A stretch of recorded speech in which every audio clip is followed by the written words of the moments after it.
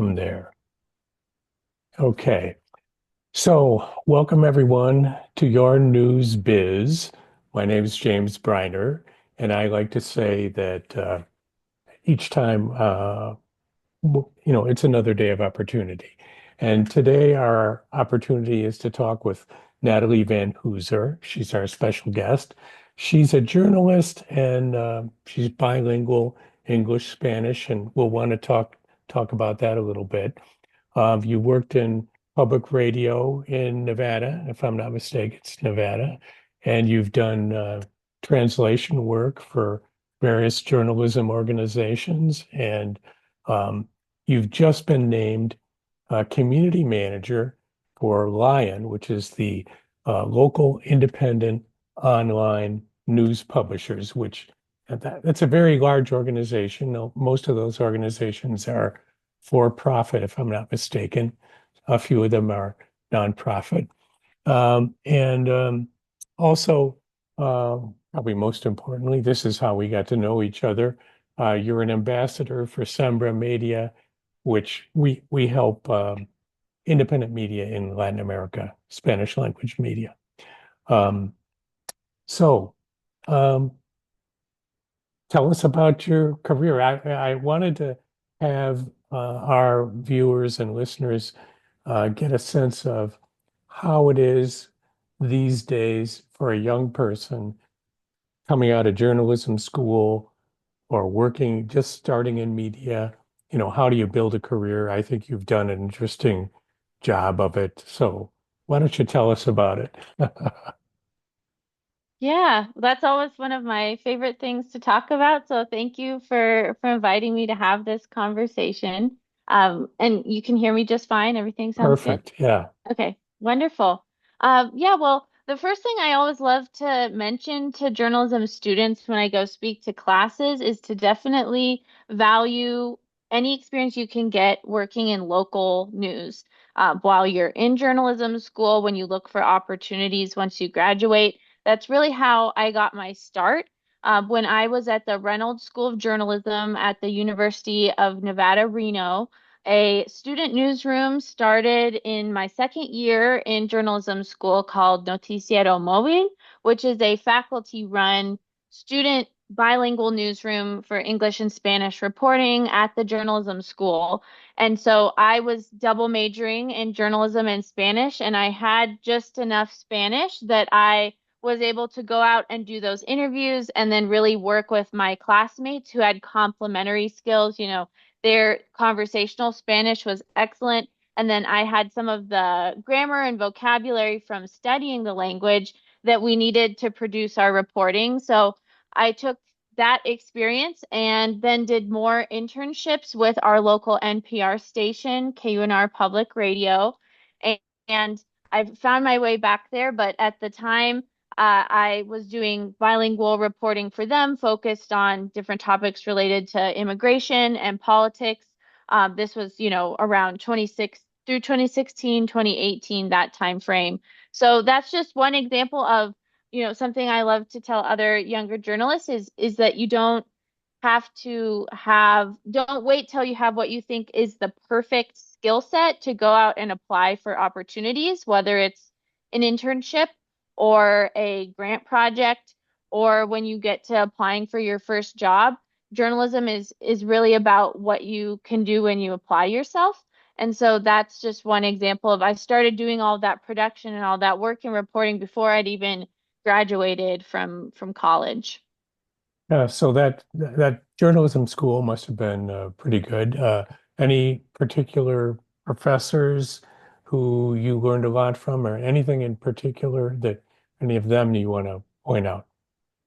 Yeah, I think the professors who I worked with the most closely really supported my passion and my desire to get to that production as soon as I could.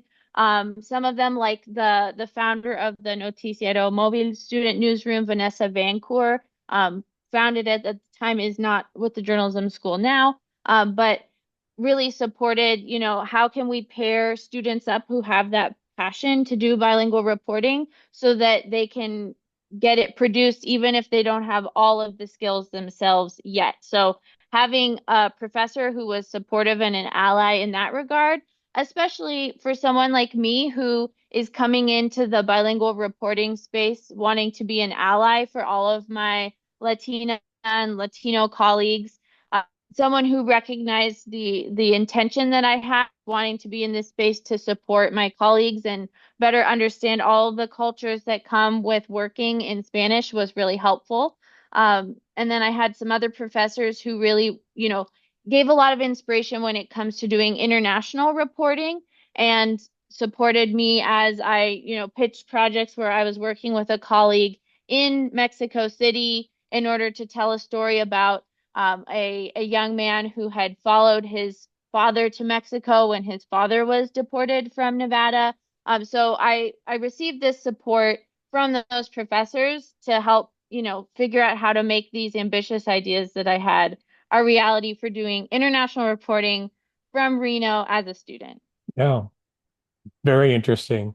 I think at one point, you and I talked about some reporting you did on the border economy. Now, maybe I'm wrong about that, but there's a very significant uh, economy based on all communities along the border in the United States and in Mexico. And there's so much interchange that's going on. Um, and I think you've done some reporting on that, if I'm not mistaken. I think maybe that was with somebody else, but I have done more border related work with my work at the International Center for Journalists, which is what I did when I graduated. And I'd love to talk a little bit about how students can keep, media support and program management in mind as part of their skill set. And that took me to the border. Okay, so the International Center for Journalists, another organization that I love, they've supported my work in Latin America uh, over the years. So tell us a little bit about that experience, what exactly you were doing. Yeah, so when I graduated, even though I got this start in reporting and content production, especially bilingually, before I'd ever graduated, when I actually did graduate, I ended up not working as a full-time journalist as my first job. I was a program assistant at the International Center for Journalists in Washington, D.C., and I worked with the Knight Fellows Department, and then I moved over to their Latin American programming. And with that, I'm always looking for roles that allow me to keep furthering learning the Spanish language and about all of the cultures that come with it. So with that work, I specifically worked on projects that supported Mexican journalists on the Mexico side of the U.S.-Mexico border, organizing investigathons and trainings and, organizing how to evaluate journalists for scholarships and grants and things like that. So I ended up in this space where I also find myself in other organizations like with Sember Media and then some of my more recent work where I'm always looking for places that are a hub for lots of different journalists because then I'm going to meet a lot of these people and learn so much from them when they come across my path. And that's exactly what happened with ICFJ. I got to meet a lot of Latin American journalists, especially in Mexico and the Dominican Republic, through that program management work, which has gone on to serve me well as an independent journalist once the pandemic hit. So tell us a little bit about Lion. How big is the organization? What do they do? What do you do with them, and so forth? Yeah, so I am there. I'm in my third week now with Lion. I'm one of their new staff members, and I am the new community manager. So I am working really closely with the rest of the membership and coaching team to support the over 500 uh, media organizations or publishers that are local, independent, online publishers that are part of the Lion community. And so my role is to, get to know all of these organizations well and figure out what support they need from Lion when it comes to independent media sustainability. That's where we fit into their support world is how can we help them, do a sustainability audit, figure out what they need to in order to continue on as an independent media organization. How can they learn from other members of Lion is a large part of my role. I'm working on the very soon we're launching our community ambassadors program for this year where Lion members sign up to run a cohort of on a topic that they propose where they're then facilitating mutual learning with other Lion members who are part of that group. So that's really where I fit into what Lion is doing is how am I helping to support the members and get them more connected with each other, find that sense of community. Yeah. Well, that organization is really necessary these days because journalism, which used to be a pretty good business, is not a very good business anymore. And it's interesting to see how various media organizations are mixing uh, the idea of subscriptions or community support through memberships or whatever they want to call it, where individual users or consumers of media are contributing to a media organization so that they can get local news that otherwise they wouldn't be able to get. Um, what are some of the more interesting things that you've seen so far? Any particular organization that you've come across that you think has a interesting, innovative way of generating revenue? Anyone in particular? I imagine there's a lot of them. Maybe hard to pick. Yeah, yeah, and I'm definitely getting to know them better. So I know as I go along, I'll have more examples for you. Right now, it's not so much related to revenue generation, but as far as like how independent media are filling a void in some news gaps that we're seeing. Line members that have been reporting on well, for bilingual communities, Spanish speaking audiences, and immigrant communities, I'm seeing are stepping up to really provide some guidance and support to media, local media that are looking at how they can cover what is unfolding this month of January here in 2025, as far as how to more effectively serve their immigrant communities and how to tackle things like reporting on raids and things like that. So that's the main thing I've noticed so far. I think I saw a number of organizations that serve indigenous communities, particularly in Canada, that are members of Lion or are working with Lion. Uh, any examples from those organizations that you've seen so far? I know that we're working on, expanding the community in Canada, and we're doing a big push for that right now. So I don't have a lot of examples that come to mind right now, except that Okay. we're looking to build out that community more this year. All right. Well, we have to talk about what's going on in the world of grants and how that might affect your work and Lion's work. Um, you've been on the job how long now? This is week 3, the start of Week week three. 3. Yeah. Okay. So there may have been some conversation uh, at Lion about the possible impacts of reduced grants. And we just saw, I think it was this week, an announcement that the United States government, which is the biggest grant maker in the world, is paused all grants. Is that affecting Lion at all or any other organizations that you're working with? What have you heard? Yeah, and this is also new. I think everyone's trying to figure out what it means. For the most part, with my work at Lion, it's not impacting our community as much because so many local independent publishers really make sure to not, utilize funding that is linked to federal funds.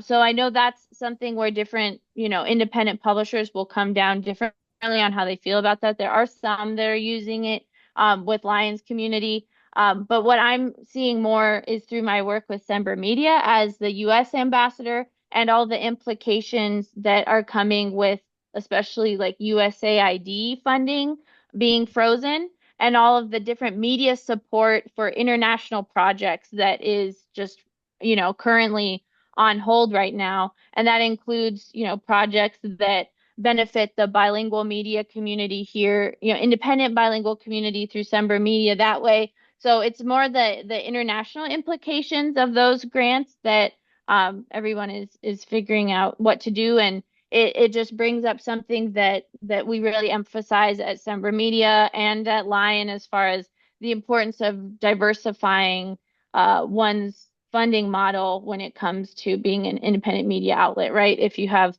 funding like that that's supporting a large part of your work and then it's just overnight it's frozen, that can be really impactful for the organization. Yeah. On a scale of 1 to 10, how would you rank yourself as a person skilled in technology? Where would you, I mean, and the reason I ask you this question is in the area of um, career advancement, for people who are trying to figure out what do I need to do to advance in my career.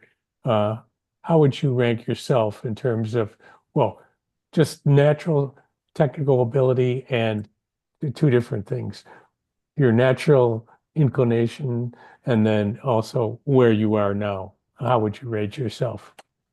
Yeah, I think I would define myself as a troubleshooter. So I am the person who loves to try technology and do a test run and find people to answer my questions. And that's how I've pretty much developed a multimedia skill set, including a lot of work virtually. But pre-pandemic, I really looked at how to do video as well as audio and photography with my work, and I would find those very generous classmates or professors who would take the time to go through things that I didn't understand well, but I was determined to do it on my own. So that's kind of how I approach things. When the pandemic hit, a lot of my work, especially with the radio station, ended up being streaming, sessions, Facebook Live events in Spanish to inform the community about different things related to COVID, whether it was vaccinations to school reopenings. And my team and I had to figure out how to do those live streams ourselves, how to test it when we were all in our different places, working remotely in that lockdown phase.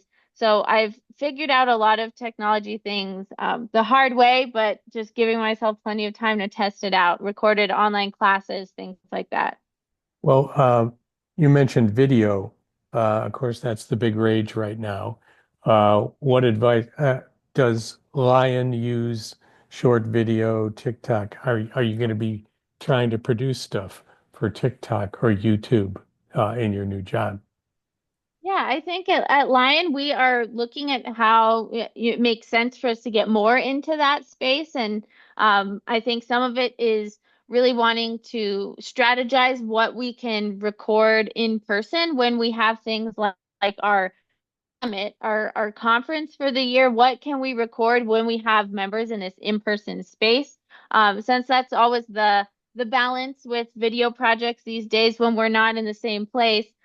With Sember Media, we've done quite a few different video experiments related to if we get our different members of the Sember Media Directory of independent Spanish language media here in the US and Mexico, Dominican Republic, Puerto Rico, all of our region. We invite our members to record short social media videos, and then we've edited those together to do short social videos of, tips for media entrepreneurs and things like that. So that's always the balance these days. What do you have people self-record and what do you strategize to record all when you're together? Oh, well, a lot of people think you have to have a big, expensive studio and lighting and so forth, but that's not true anymore. Uh, what about your experience with that? Yeah, I definitely have gone the low tech route. It's a lot more for me coming from radio. I know the importance of having high quality audio with video, and if your audio is low quality, then the video can only be so good. And with the videos themselves, you need a certain quality of recording device, of camera, lenses, but a lot of the time just comes down to your setup and making sure you have really good lighting And a lot of that can just be from natural light. So I've always erred on the side of, being minimalist as far as like the equipment I need and the setup that I need, but just making sure that I've got those fundamentals down. So what's in your bag when Yeah, I you use, when you go out yeah. on an assignment? What's in your bag? Yeah, if I'm recording video, it's been on my phone and my laptop. I have pretty decent camera on my laptop, making sure that I'm getting that high quality audio with an external microphone. That's always pretty key. And then for radio, I have my own audio recorder. So I'm not recording for the radio from my phone recorder, but I do have a separate one for that. Uh, what is that recorder? Just for all the tech geeks Yeah. who might It's be a listening. Zoom. The Zoom is like the video conferencing platform, but it's an audio recorder with the same name. It's a Zoom H4. I see. Okay. Yeah, All that's the right. one I So use. all you tech geeks out there, take note of that. Okay. Um, what questions do you have for me? Anything about what's going on in media? Um, Yeah, I think just kind of flipping the interviewing back over to you for other people who are, early career, but looking more at this independent style of journalism. It's something that I fell into just by working, finding independent media that I wanted to get to know better, and then needing to be independently employed as necessity at the beginning of the pandemic. Um, and what I have noticed is that a lot of the time, still in journalism school, being an entrepreneur, a media entrepreneur, being an independent journalist, except isn't taught as much in journalism schools. There's mentions of doing freelance work, like one-off projects where you might get paid by organizations when you pitch to them. But as someone who has studied independent journalism, entrepreneurial journalism for a long time, what would your advice be to people entering the workforce and interested in that? yeah. Well, a couple things. Well, at the University of Navarra in Spain, I was there for 7 years, and I developed some courses where I had the students had to develop their own independent news project, and they could do it in whatever format they wanted. They could do a text, or they could do blogs, they could do videos, they could produce a movie if they wanted to. They could work in groups, they could work separately, whatever. But they had to do something. The advice I would give students there, and I think it's still the advice I give to journalists, is, well, especially while you're in school, develop a portfolio of work. Use your classroom work as an opportunity to build your portfolio of, either if you're good at research and writing, produce that and put it on a blog, or produce it somewhere. Get your work out there. It's very important that you be producing something and that you have something to show. You need a portfolio. And that could also be, uh, again, it could be videos, it could be audio reports, whatever it is that you feel like you're good at, and that you enjoy, uh, especially if it's something, it may be even something very, very narrow and way out there. When I started teaching at the University of Navarra, TikTok was considered way below the attentions of university students. They thought it was for little kids. They, disregarded it, made fun of it. But gradually, over the time, by the time I left a few years ago, more than half my students were using TikTok, enjoying TikTok, that kind of thing. So the technology can change. So the other piece that I would teach was the importance of uh, ethical production.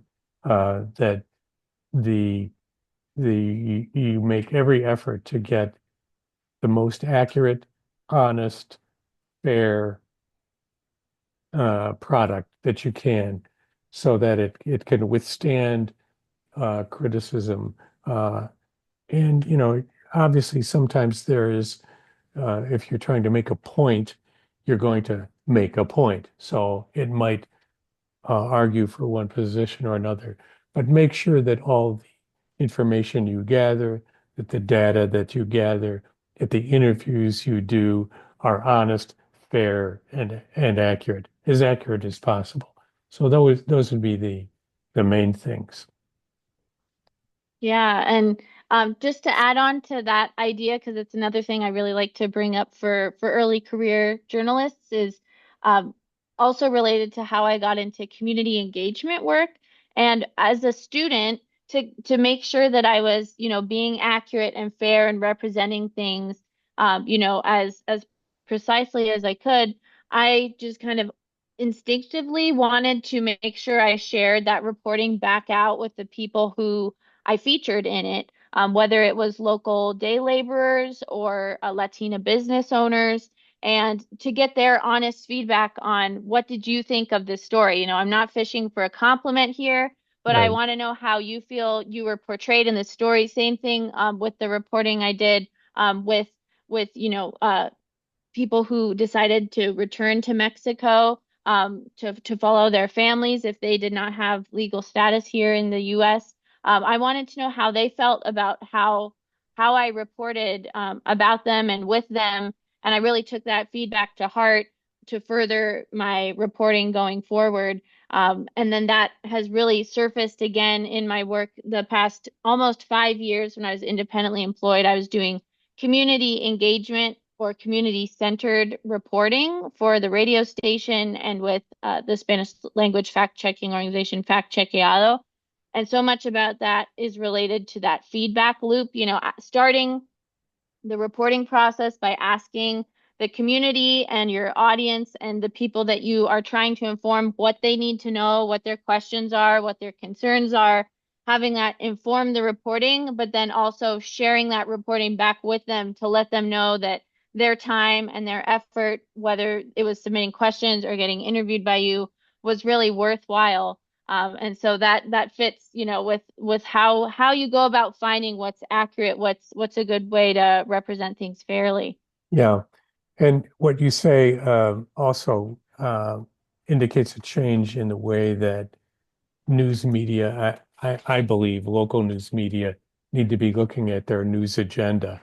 Uh, and the news agenda that comes from Washington, New York, Los Angeles, Hollywood, those places, those media centers, it's all about the same stuff.